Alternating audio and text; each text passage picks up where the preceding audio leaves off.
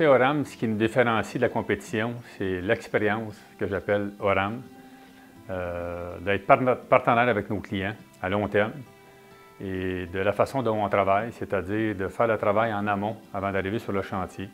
On est très innovateur, puis on travaille avec des plans en 3 dimensions dans lesquels ça nous permet de déceler certaines lacunes avant même d'arriver sur le chantier. Et aussi, on travaille avec une station totale pour faire tout notre manchonnage sur les dalles de béton qui fait en sorte que c'est très, très précis. Mon père a fondé l'entreprise il y a 45 ans. Moi, j'ai pris la relève et maintenant, c'est ma fille qui est rendue dans l'entreprise avec comme associé Olivier. Pour ce qui est de la relève de l'entreprise chez Oram, pour moi, c'est vraiment très important que tout soit planifié. Puis environ 3-4 ans, j'ai commencé à penser à planifier ma relève, même si je n'ai pas l'intention d'arrêter de travailler immédiatement. Les qualités requises pour être une bonne relève d'entreprise, puis aussi faire en sorte que le fit est excellent chez Oram, c'est principalement de rejoindre, je pense, les qualités du président. Je vous dirais, le défi, en fait, c'est beaucoup de faire lâcher prise à un président qui est très, très micro-gestion, ou en fait qui est très dans les opérations, et de lui faire voir qu'il peut avoir 100% confiance en toi.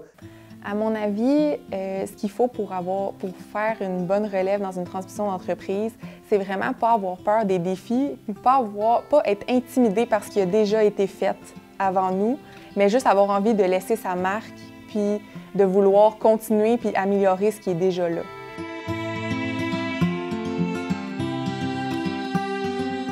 Dans une transmission d'entreprise, ça implique plusieurs professionnels, dont le comptable, le planificateur financier, l'avocat, le fiscaliste et le notaire.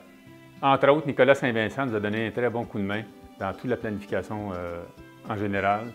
On a travaillé il nous a fait un plan détaillé de tout ce qu'il y avait à accomplir comme travail avec les professionnels. Aujourd'hui, à 38 ans, au contraire, je trouve être exactement au bon moment, au bon endroit pour pouvoir relever le défi. Premièrement, au niveau énergie, au niveau motivation. Le niveau connaissance est là. On parle quand même d'une expérience de 18 ans. Je trouve pas que je suis trop jeune pour faire partie de l'actionnariat. Je pense honnêtement qu'on n'est jamais trop jeune. Je pense que c'est juste d'être rendu à ce stade-là dans notre vie. Et moi, ma vision dans les 5 ou 10 prochaines années, je me vois plus comme un coach, comme un mentor auprès de mes 2 personnes qui prennent la relève ici au bureau, dans lequel je serai toujours disponible pour eux.